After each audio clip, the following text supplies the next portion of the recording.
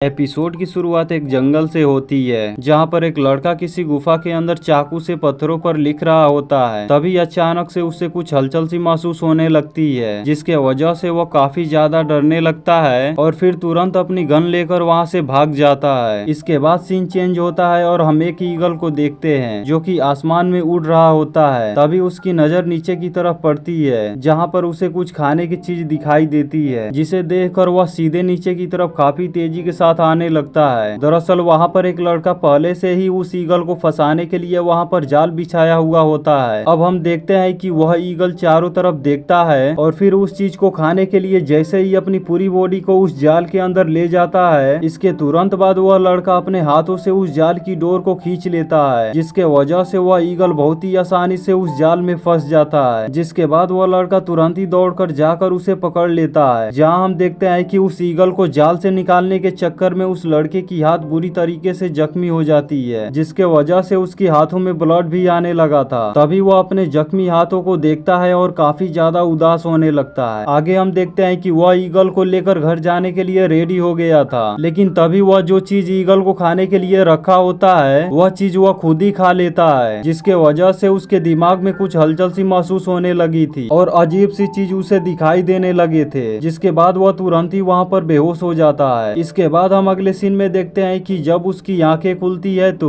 वह किसी अनजान सी जगह पर पहुंच चुका होता है, जिसके बाद वह अपने चारों तरफ देखने लगता है कि आखिर में वह कहां पर आ गया है। लेकिन अभी भी उसे कुछ समझ में नहीं आ रहा था कि आखिर में वह अभी कहां पर आया है। फिर वह और आगे बढ़ता है तो उसे एक टाइपराइटिंग मशीन दिखाई देती है, जिसे देखकर वह उसे इग्नोर करके और आगे की तरफ बढ़ता जाता है। तो उसके सामने ही एक दरवाजा भी दिखाई देती है, जिसे वह टच करने की कोशिश करता है, लेकिन तभी हम देखते हैं कि बारिश आने लगती है और उसकी आंखें खुल जाती है। तो उसे पता चलता है कि यह तो एक सपना था और सपने में ही सब कुछ देख रहा था। तभी वहाँ पर और तेज बारिश आने लगती है, जिसके वजह से वो अपना वेपन और ईगल को लेकर वहाँ से भागने लगता है। तभी उसके सामने एक आदमी आ जाता है और कहने लगता है कि तुम अगर जिंदा रहना चाहते हो तो उस ईगल को मेरे हवाले कर दो। इतनी बात अभी वो आदमी बोल रहा होता है, तभी वो लड़का अपने वेपन से उसे मार देता है, जिसके वजह से वो आदमी वहीं पर गिरकर बेहोश हो जाता है। इसके बाद हम देखते हैं कि वह लड़का फिर से भागने लगता है। तभी उसे कुछ आवाज सुनाई देती है कि जो तुम शिकार करके ईगल अपने साथ लेकर जा रहे हो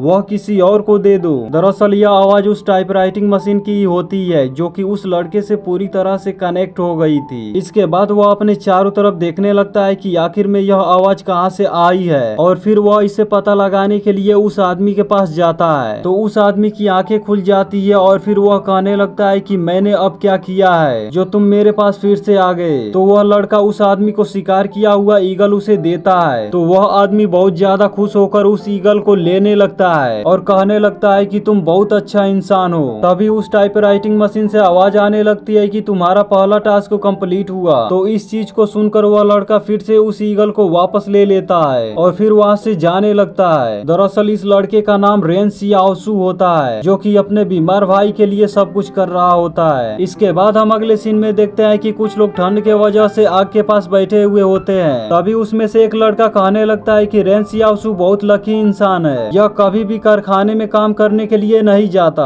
और हर एक दिन शिकार करने के लिए जाता है और हमेशा कुछ न कुछ अच्छा ही करता है, जिसके वजह से अपने खाने पीने की बंदोबस्त वहीं से कर लेता है। तो इस पर दूसरा आदमी बोलता है कि आखिर में जो इसके पास ईगल है उसमें लगभग कितना मीट निकलेगा और क्या उसका बीमार भाई और वह उसे अकेले खा पाएंगे, रुको मैं इसे देखता हूँ। तो जैसे ही वो आदमी रेन सियाओसू के पास जाने की कोशिश करता है तभी रेन सियाओसू को पता चल जाता है और वो काफी ज्यादा गुस्से में होकर अपनी वेपन हाथों में रखकर उस आदमी को देखने लगता है। अब उस आदमी को भी पता चल जाता है कि यह बहुत ही ज्यादा गुस्से में है, तो वह भी गुस्सा में हो जाता है, लेकिन वह आदमी रेन सियाओसू को कुछ नहीं कर पाता क्योंकि रेन सियाओसू के पास वेपन होता है। इसके बाद हम देखते हैं कि रेन सियाओसू वहाँ से चला जाता है। तो फिर दूसरा आदमी आकर उससे कहने लगता है कि तुम उसे इतना आसानी से नहीं हरा सकते हो क्योंकि उसके साथ खिलवाड़ करना इतना आसान नहीं है, वह एक मेंटली इल है, मैंने तुमको पहले ही मना कर दिया था। इसके बाद हम देखते हैं कि रेन सियाओसू अपने घर के तरफ चला आया था, जिसके बाद उसके पास एक लड़की आती है जिसका नाम मिस सियाओ होता है। वह रेन सियाओ से कहने लगती है कि तुम हंटिंग से वापस आ गए। फिर उसकी नजर रेन सियाओ की हाथों पर जाती है और कहने लगती है कि तुम्हारी हाथों में इतना बड़ा चोट कैसे लगा। तो रेन सियाओ कहने लगता है कि कोई बात नहीं, यह तो मामूली मामूली चोट लगी है, कुछ देर के बाद यह अपने आप ही ठीक हो जाएगा। तो मिस याओ कहने लगती है कि तुम इतना बड़ा चोट को इतनी मामूली सी चोट बता रहे हो, यह तुम्हें काफी ज्यादा नुकसान पहुंचा सकती है। और कहने लगती है कि जल्द तुम अपने घर जाओ और जाकर देखो तुम्हारे भाई को बहुत ज्यादा बुखार लगा हुआ है, क्योंकि मैंने सुबह ही उसे खांसते हुए देखा है। तो इस बात को सुनकर रेन सियाओसू बहुत ज्यादा परेशान हो जाता है और तुरंत ही अपने घर जाकर अपने भाई का बुखार चेक करने लगता है। तो उसे बताता है कि तुम्हें तो कोई बुखार नहीं हुआ है। और इसके साथ ही यह एपिसोड यहीं पर खत्म हो जाती है, जिसका अगला एपिसोड बहुत जल्द अपलोड होने वाला है, जिसे देखने के लिए चैनल को सब्सक्राइब करके बेल नोटिफिकेशन को ऑल पर सेट कर लेना।